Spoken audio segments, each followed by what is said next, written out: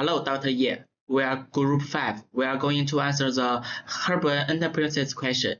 The first question is going to be answered by 小韩照 and 嘉一照. Second question is going to be answered by 孟其舟 and 文高. And the last question is going to answered by 易然马 and 齐阶. So let's go to the first question. From the case, we can deduce that Hebpurn enterprise faced a series of issues related to organizational behavior and design. These issues pose a series of problems in core operations, ultimately leading to overall organizational effectiveness. Poor management of organizational change is undoubtedly one of the major issues highlighted in the case. Mr. Hebpurn brought aboard a partner, Jacob Weimer, with the objective of acquiring adequate capital for his extended enterprise. The poor management of organizational change following the arrival of Weimer can be noticed in the failure to consider aspects such as the organizational culture during change. Weimer's role means that Hebpurn would be less involved in daily operations, limiting his impactful in connection with the employees.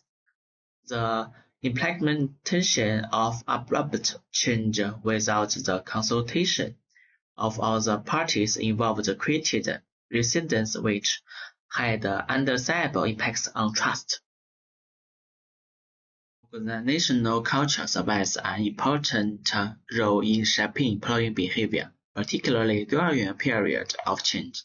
A healthy culture is witnessed during the leadership of Mr. Hebpurn provides employees with shared practices that guide their operations and helps overcome challenges like workplace stress.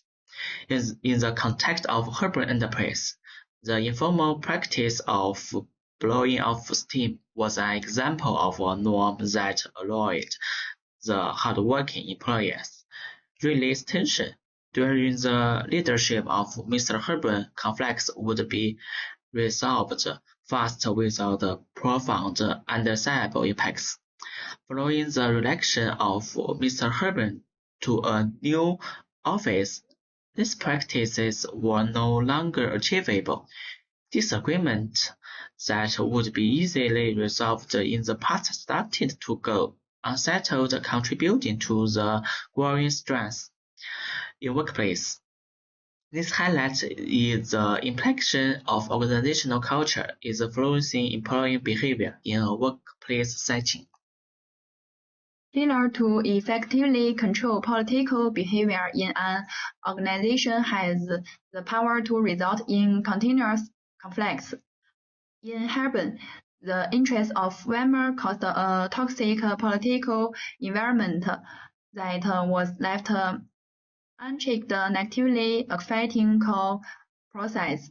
His perceived ability to resonate with the needs of employees caused hostility among workers. This was demonstrated in the sense of resentment among them due to their elimination from the decision-making process. The approach to change did not take into account the discussion of the workers, creating too toxic environment for resistance to grow. Failing to address these political issues was a driving force for the decline of one's unified workplace culture.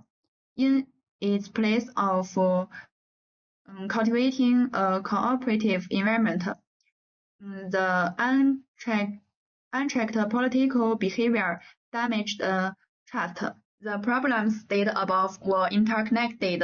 In the case of Hebpurn enterprise, this factor posed many impacts on organization behavior.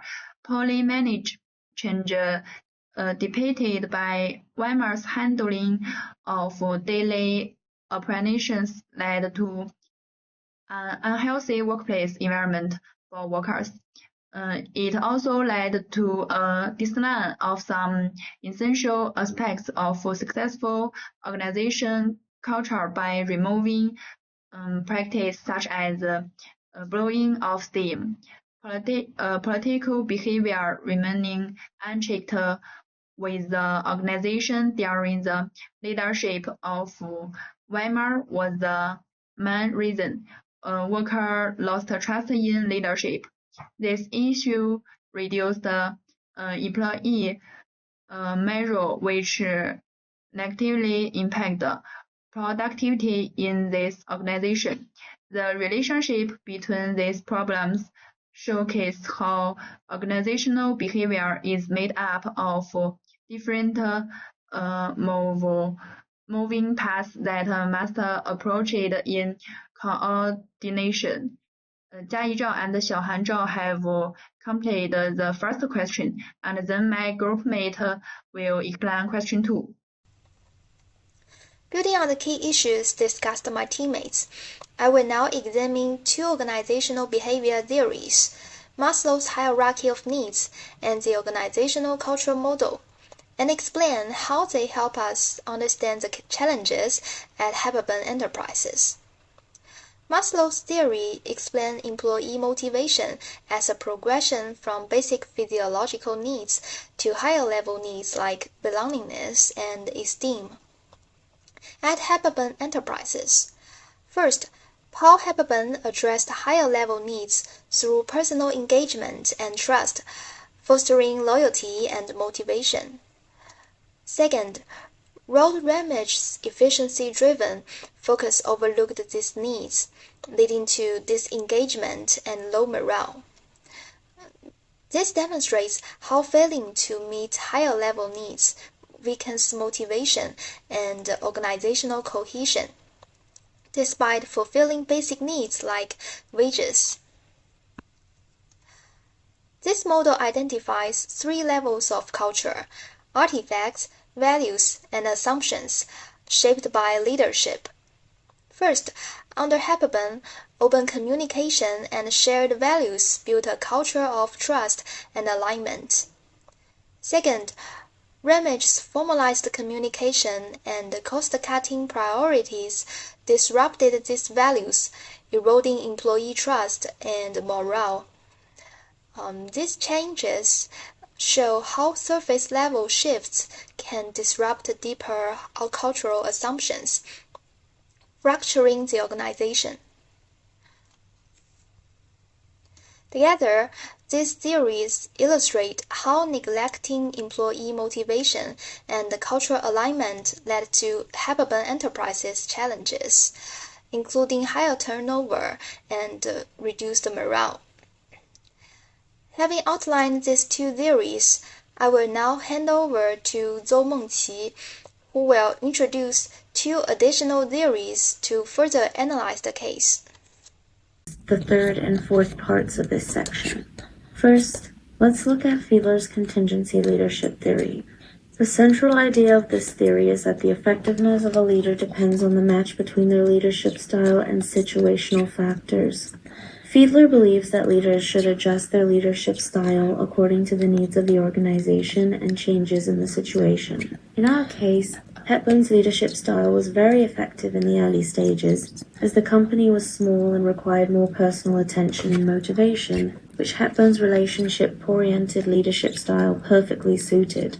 However, as the company grew, the management failed to adjust the leadership style in time. Especially Hepburn's relationship-oriented leadership style was unable to cope with the more complex management needs of the company. In particular, new employees such as Jacob Weimar and Ramage found it difficult to adapt to this highly personalized leadership style, leading to confusion and resistance among employees. Fiedler's theory helped us understand why Hepburn's style was effective in the early stages of the company, but as the organization grew, task-oriented leadership styles became more necessary, and this shift led to friction between management and employees. Next, we will discuss Kurt Lewin's change management model.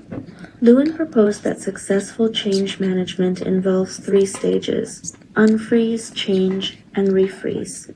First, The organization needs to break existing routines and encourage employees to prepare for change.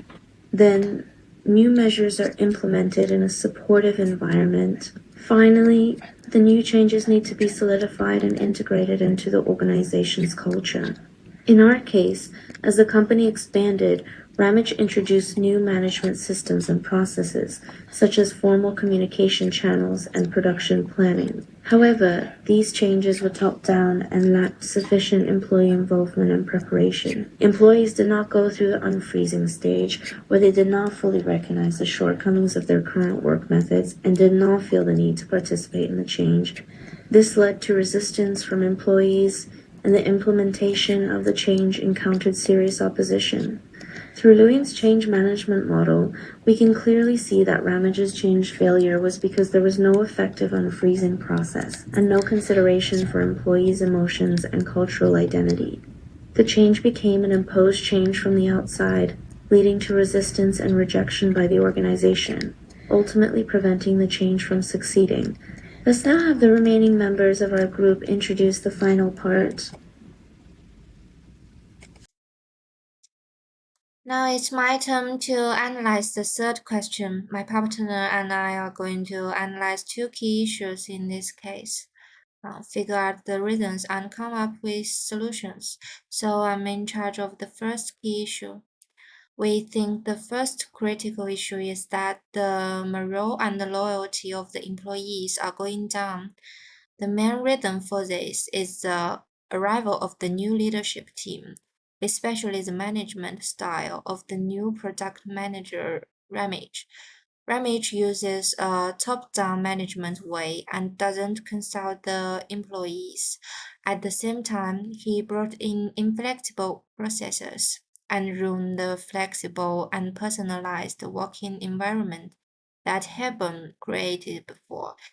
So this has made the employees more resistant, the communication worse, and they even feel isolated. The solution to this key problem, we think, is to develop a participatory leadership management method and strengthen the connection between the employees and the management. That is to rebuild trust and morale. This can be done through two specific measures. The first one is to rebuild trust. We can start by listening to what the employees have to say and organizing employees feel valued. The second one is to promote organizational change and agree with the positive ways of change. For example, we can use Lewin's change model to guide the change process. First, we need to assess the concerns of the employees and get ready for the coming changes. Through continuous communication and training, we can help the employees understand and adapt to new processes. In this way, we can achieve long-term continuous improvement and make the employees have a sense of belonging. So that's all my analysis. Okay, thanks for my teammates' analyze. And then I will introduce the next key issues, the effective change management. As we all know, the new workshop manager Warman moved the office of Urban Enterprise away from the workshop. And it means Urban has less interaction with the employees and cause problem with communication and efficiency. With Ramage took over, he brought the procedural change without asking the employees for their opinion, which made the relation ever worse. To deal with this, the living change models can guide the organization to change smoothly. For the unfreeze, Herman has to got in touch with the management again to rebuild trust and make everyone feel like change is urgent. The manager should explain that all staff meeting that we need to improve efficiency to stay competitive. They should listen to employees through any anonymous surveys or discussion groups to know their concern and make it clear that the change are to improve production and employee experience and not to cut benefit. And for the change, make the change gradually, test new process and communication method on a small scale. Let employee representative be part of pilot program to give feedback and make the process better. Support the employees during the change for clear guidance and resources. And for the rephrase, make the success change solved by integrating them into the daily options and making the standard process.